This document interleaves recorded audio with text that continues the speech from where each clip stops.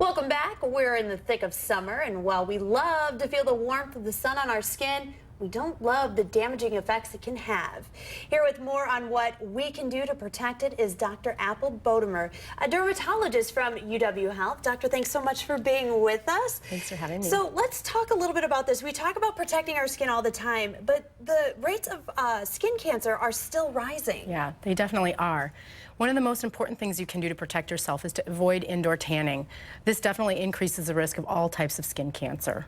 Other important things that you can do include wearing these wide-brimmed hats and sun protective clothing, and then also wide-brimmed sunglasses.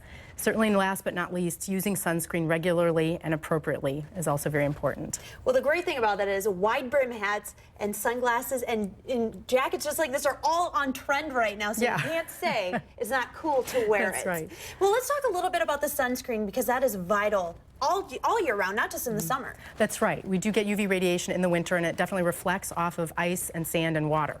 So when you're out on a boat, even if you might have a shade over your head, it's really important to wear sunscreen because you're going to get reflection off of the water.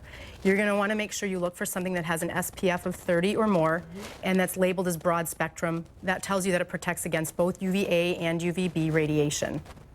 So what about price points? Because I know sometimes you want to reach for maybe something that's cheap, but is the cheap better than or worse than maybe the more expensive stuff? Not necessarily. Really looking at the ingredients, making sure that it has those parameters, the SPF of 30 or more and the broad spectrum label is the most important thing. So let's talk about how much do we actually put on, because sometimes we put it on once and we think we're done. Yeah, and that's the biggest mistake that people make. Well, there's the two biggest mistakes. They don't put enough on and they don't reapply.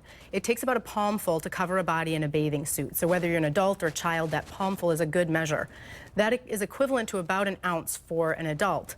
So that 8-ounce bottle or certainly that 4-ounce tube that you buy should not last you very long at all. That 1 ounce is a one application. So if you're outside for multiple hours, you should be reapplying every 2 hours or after getting wet, regardless of the SPF rating on it. All right, Dr. Apple Bodemer, thanks so much for being with us. And Thanks don't for having forget me. the water and the sunscreen this week, as it's going to be a hot one. Definitely.